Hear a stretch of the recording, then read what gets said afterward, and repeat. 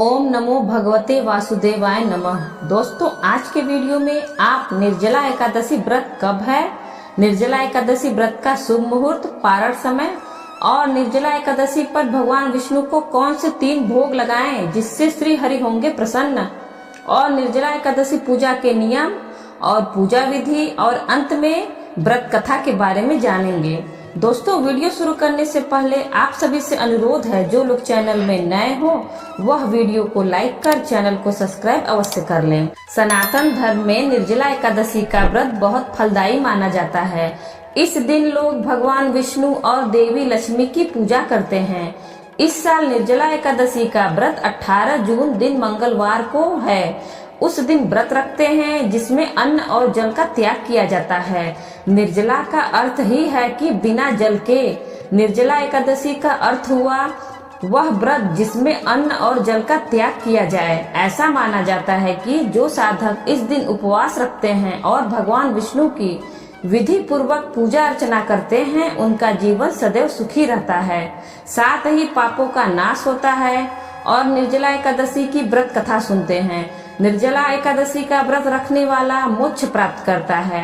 आप इस व्रत को करके पूरे 24 एकादशी व्रतों के समान पुण्य प्राप्त कर सकते हैं। निर्जला एकादशी तिथि और शुभ मुहूर्त 2024। निर्जला एकादशी मंगलवार 18 जून 2024। पारण का समय प्रातः 6:05 से प्रातः 7:28 तक।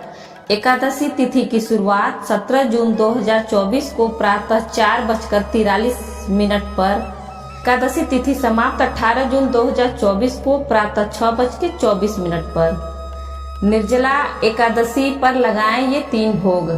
केले का भोग। निर्जला एकादशी के दिन भगवान विष्णु को केले का भोग अवश्य लगाएं। कहा जाता है कि यह श्री हरि को बहुत प्रिय है। ऐसे में सुबह उठकर पूजा पाठ के बाद भगवान विष्णु को भोग में केले जरूर अर्पित करें। इससे घर में शुभता का आगमन होता है, साथ ही जीवन में खुशहाली आती है।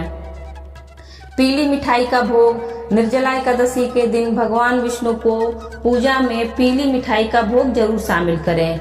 यह बहुत अच्छा माना जाता है। ऐसी मान्यता है कि इस भोग को अर्पित करने से जीवन की मुश्किलें समाप्त होती हैं, साथ ही कार्य क्षेत्र और ज्ञान में वृद्धि होती है।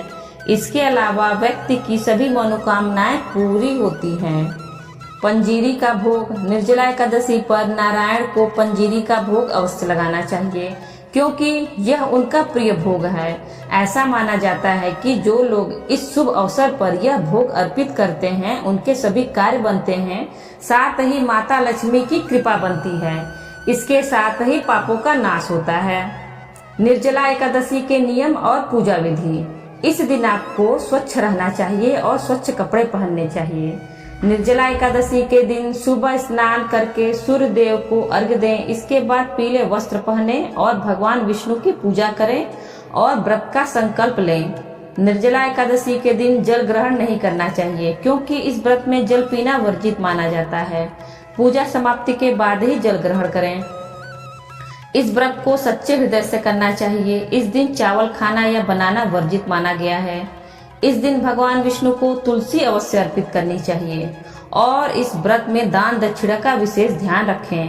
भगवान विष्णु को पीले फूल, पंचामृत और तुलसी दल अर्पित करें। साथ ही भगवान विष्णु और माँ लक्ष्मी के मंत्रों का जाप करें। इसमें अन्न और फलाहार का भी त्याग करना होगा। अगले दिन यानी द्वादशी तिथि को स्नान करके फिर से श्री हरि की पूजा करने के बाद ही अन्न जल ग्रहण करें और व्रत का पारण करें। निर्जला एकादशी की व्रत कथा। एक बार भीमसेन ने वेद व्यास जी से कहा कि उनके सभी भाई और माता कुंती एकादशी व्रत रखने को कहते हैं। वह दान पुण्य और पूजा पाठ तो कर सकते हैं, लेकिन समस्या यह है कि वह बिना भोजन के नहीं रह सकते। इस पर व्यास जी ने कहा कि तुम स्वर्ग को अच्छा और नरक को बुरा समझते हो, तो तुमको हर माह के दोनों पक्षों के एकादशी व्रत को करना चाहिए। उस दिन अन्न नहीं खाना चाहिए। इस पर भीमसेन ने कहा कि वह पहले ही बता चुके हैं कि उनसे भूख बर्दाश्त नहीं होती है। उनके पेट में वृक्क नामक आग है, जो बार बार भोजन करने के बाद ही खत्म होती है। बिना भोजन किए वह नहीं रह सकते हैं। भूख के कारण वे उपवास नहीं रख सकते हैं। भीमसेन ने व्यास जी से कहा कि आप कोई ऐसे व्रत के बारे में बताएं जो पूरे साल में केवल एक बार ही रखना होता हो, उसके पुण्य प्रभाव से पाप मिट जाए और स्वर्ग की प्राप्ति हो जाए। इस पर व्यास जी ने कहा कि हर माह में 2 एकादशी व्रत होते हैं, एक शुक्ल पक्ष में और दूसरा कृष्ण पक्ष में। सभी एकादशी व्रतों को करने से व्यक्ति को जीवन मरण के चक्र से मुक्ति मिल जाती है, वह मोक्ष प्राप्त करता है। भीमसेन भूख के कारण व्रत नहीं रख सकते थे। वह यह सोचकर परेशान हो गए कि क्या उनके पाप से मुक्ति मिल जाएगी। उन्होंने व्यास जी से कहा कि उनको मोक्ष कैसे मिलेगा। वह सभी एकादशी व्रत को नहीं कर सकते हैं, लेकिन कोई एक ऐसे व्रत के बारे में बताएं जो वर्ष में एक बार हो और उसके फलों से मोक्ष मिल सके। इस पर व्यास जी ने भीमसेन से कहा कि ज्येष्ठ शुक्ल एकादशी तिथि को निर्जला एकादशी व्रत होता है। इसमें अन्न और जल ग्रहण नहीं करते हैं। जल ग्रहण से व्रत टूट जाता है। एकादशी के सूर्योदय से द्वादशी के सूर्योदय तक बिना अन्न और जल के उपवास रखते हैं। द्वादशी को ब्राह्मणों को दान भोजन आदि कराकर व्रत का पारण करना चाहिए। इस व्रत के पुण्य से वर्ष के पूरे एकादशी व्रतों का पुण्य मिलता है, पाप मिटते हैं और मोक्ष मिल जाता है। व्यास जी के बताए अनुसार भीमसेन ने निर्जला एकादशी का व्रत रखा, भगवान विष्णु की विधि विधान से पूजा की। इस व्रत के प्रभाव से उनके पाप मिट गए और जीवन के अंत में उनको मुक्ति मिल गई। दोस्तों, वीडियो अच्छी लगी हो तो वीडियो को लाइक करें और ज्यादा से ज्यादा अपने मित्रों के साथ शेयर करें और बेल आइकन दबाना ना भूलें, जिससे आगे आने वाले वीडियो की नोटिफिकेशन आपको सबसे पहले मिल सके।